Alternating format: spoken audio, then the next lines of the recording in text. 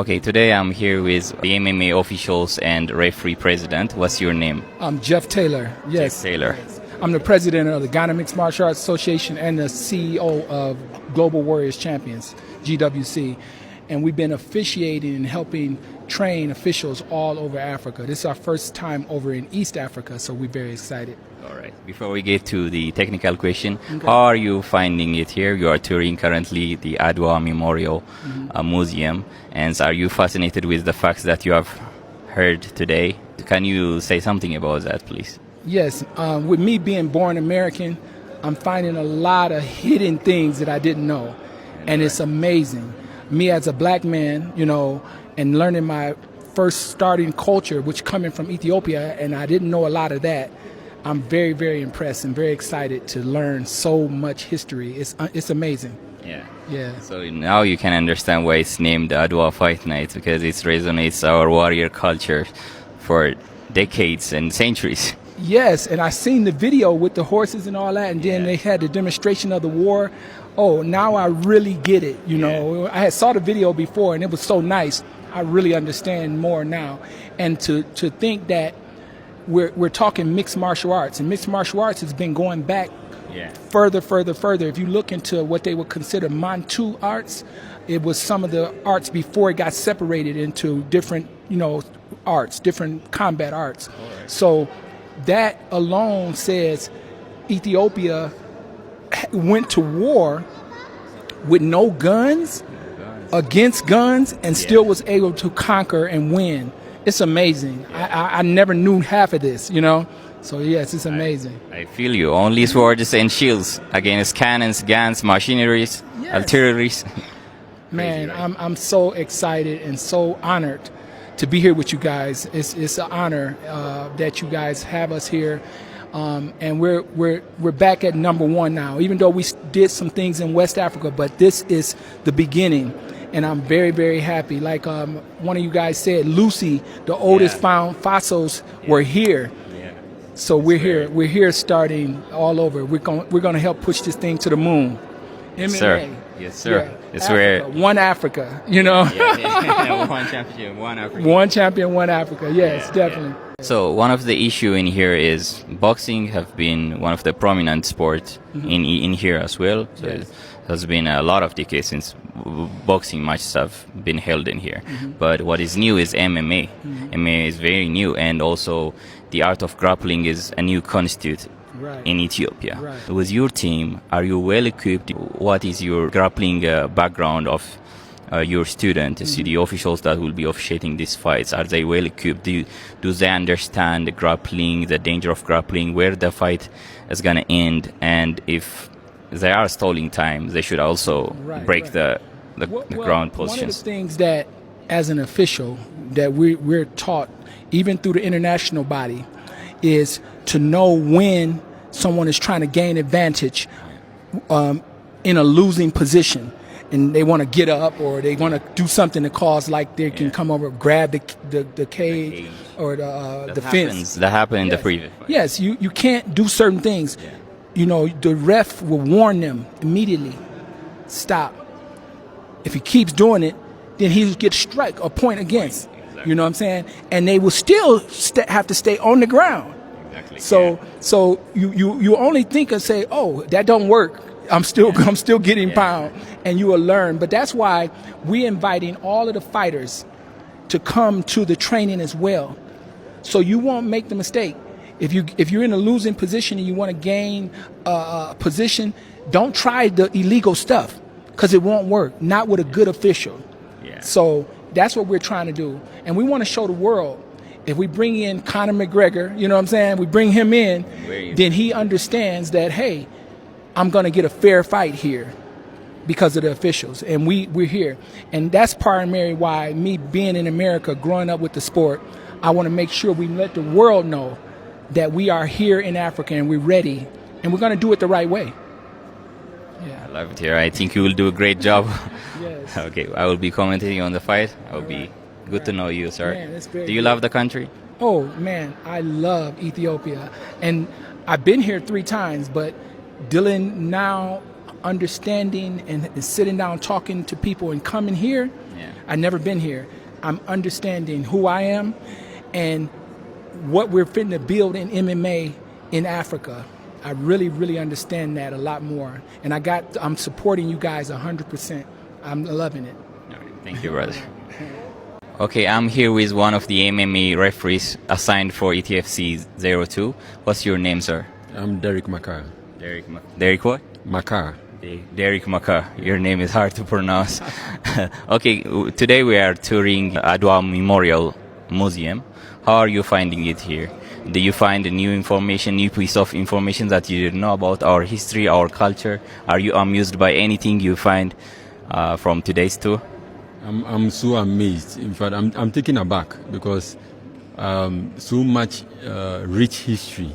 Yeah. You know, we get to see what happened in Emperor Haile Selassie during his time, what happened before the battleground, how Africans were able to come out with strategies to beat the white man and all on our own grounds and all the warfare. I mean, it's fantastic. Yeah, swords versus cannons, right? It's serious. It's serious. It baffles you. You know, you can't imagine it. It's something else. Yeah. So now you can understand why the promotion is named under Adwa, because it represents our warrior culture, right? I understand very, very, very well because the name Adwa itself. You know, when I was initially told about the history of Adwa, and when the name was mentioned, I was like, wow. In our country, we have a dance in one of the local tribes, All right. Which is Adwa. Adwa. You know, yeah, it has an O between the D and the W. All right. So I was like, no, are they related in a way? So I will try to find out and see if they are related. But looking at some of the weapons used by our forefathers, I say our forefathers because I'm also an African. Yeah. So some of the weapons used by our forefathers to defeat the Italians, it's woof. Yeah.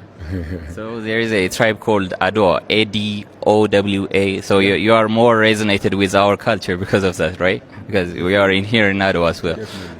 We are one people, so it can happen that they have a correlation. So I just have to research and find out. All right. Because I'm so much into Black history myself. I'm let me say, I believe so much in the ideologies of Kwame Nkrumah. I'm in the Osajifo youth movement. Okay. And we usually preach the ideals of Kwame Nkrumah. So this is an eye-opener for me. It also gives me a different angle, you know, that I can also share with people.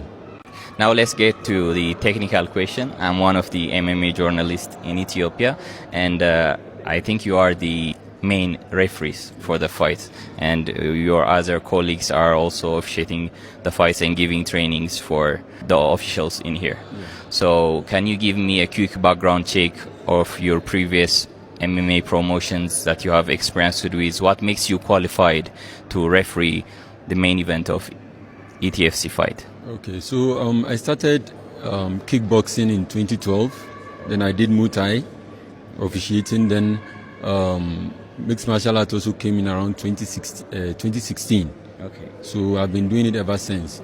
And I'm also with GAMA, Global Association of Mixed Martial Arts. Okay.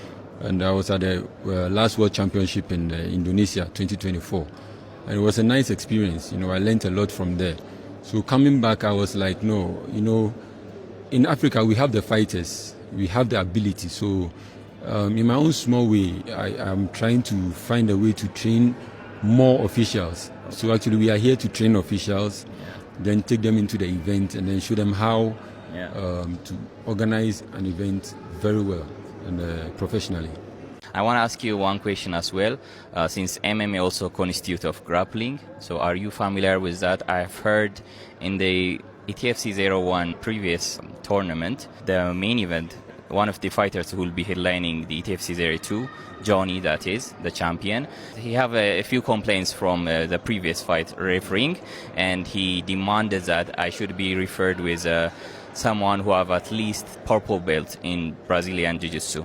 So are you like well equipped and understand when you should allow fight to continue, when you should stop the fight? So I want to fact check on that, if that's okay. No problem. You know, in Africa, I work with more than 5 promotions. And I'm in charge of officiating. Okay, I'm in charge of training referees and all. So coming here, I'm also here to make sure everything goes well. You know, I'm here to do my best. Okay. You know, and the result will show for it. Wherever I go, I've not disappointed, and I know it will be the same here too. Perfect. That's what I want to hear. And do you know any of the fighters? Maybe the main event, Johnny or Sedo. Do you know any of them? Maybe on social media or some of their fights. Have you watched some of their fights? I've seen a couple of their fights, but I've not met them personally. So I've not met the fighters personally. I don't know any of them, but I've seen one or two of their fights.